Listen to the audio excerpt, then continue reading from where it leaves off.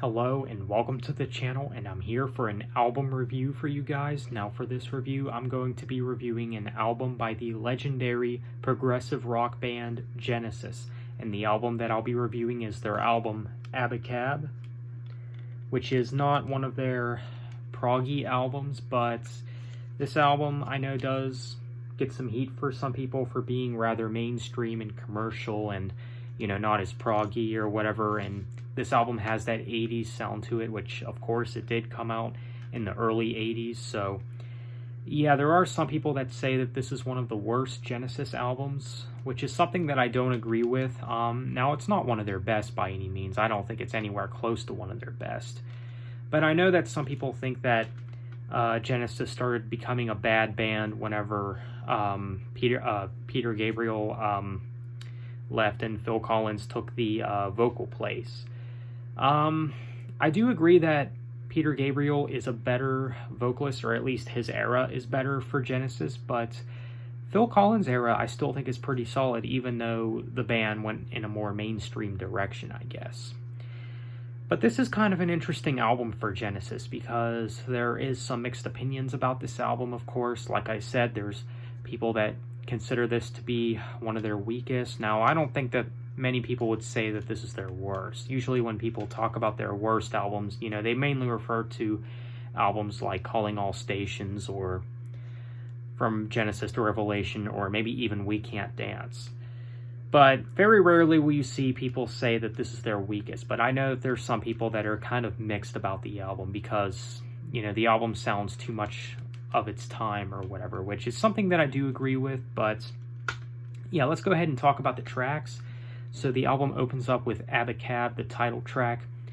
Now, you could argue that this song sounds a bit dated, too much of its time, which, yeah, I would definitely agree that this song definitely sounds a little too much of its time, of the 80s, which I know some people might say that, that sounds hypocritical of me because some people might say, oh, Zach, well, you listen to music that sounds dated all the time. But the thing is most of the music that I listen to are bands that are timeless, bands that don't go out of style.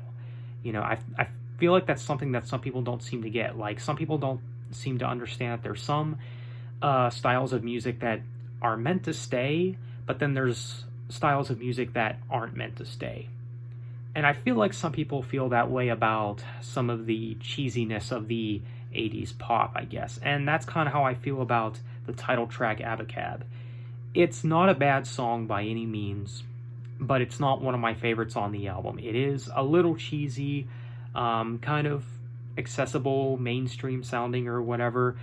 Definitely not Phil Collins' best vocal performance on the album, but it's not bad. And I think it's an okay way to start off the album. But then we got No Reply at All, which is either my favorite on the album, if not top 3 favorite songs from this album. In my top 3 favorite songs from this album, for sure. Definitely an excellent song. Definitely, I would say, maybe one of the best songs of their 80s time.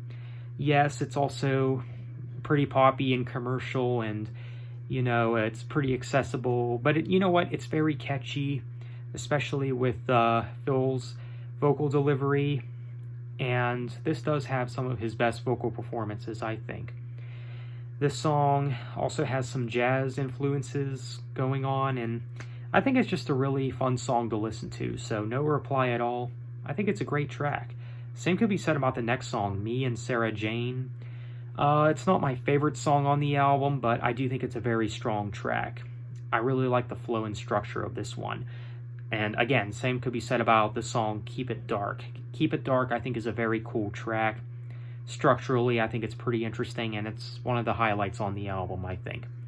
And then we got Dodo Lurker. This is another song where I think structurally it's kind of interesting. And Phil Collins, I think this song also has some of his best vocal performances on this album. And then we got Whodunit, which is probably my least favorite on the album, which I know it's a least favorite for a lot of people as well. There's some people that even say that this is the worst Genesis song ever. Now, would I go that far? I'm not sure on that personally, but I would say that it is the weakest song on the album. But then we got Man on the Corner. This song is very unique, definitely a very unique song for Genesis. It's very synth-driven. Yes, it's kind of poppy, but it's, you know, very catchy as well, and lyrically it's very catchy, and yeah, I think there's a lot to like about this track, and it's intriguing to listen to. The synth work is definitely one of the standouts of this song, and that's one of the things that actually make me want to return to this song more, is the synth work. I think it's very well done. So yeah, Man on the Corner, probably another one of my favorites on the album. Like It or Not is probably another favorite of mine on the album. I think that's a song that, you know, has a lot to offer musically, structurally, and everything, and it's very interesting. But then we got the closing track, Another Record, which is probably another least favorite of mine. Not as bad as Who Done It, but still, I think it's one of the worst songs on the album. As an album closer, I feel like they could have closed off this album with something a little bit better than this, but it's not all bad. So, Abacab by Genesis, I think it's a very good album overall. Not their best work, of course, but again, I think it's good. Now, if I were to give this album a score, that is a bit of a tough call. I would maybe either give this album either a 7.8 or an 8 out of 10. I think it's a good album, but it's nowhere near one of the best Genesis albums. So this album, it's kind of in that place for me, I guess. I think it's a strong album for the most part, and I think it's also kind of overhated as well, to an extent. Not as, you know, overhated as some of their other albums, maybe. But yeah, again, this album is, you know, kind of mixed for some people. There's some people that don't really like the album, but then there's people that think it's okay, or there's some people that really like it. But yeah, I'll have to give it that score. I think it's a good album overall, just not one of their strongest. So that's my review for the Genesis album, Abacab. Feel free to let me know what you guys think of this album. Have you heard this album? And if so, what do you think of it? Are you a Genesis fan? Feel free to let me know. So, on that note, thanks for watching. Be sure to leave a like and subscribe if you haven't already. Take care.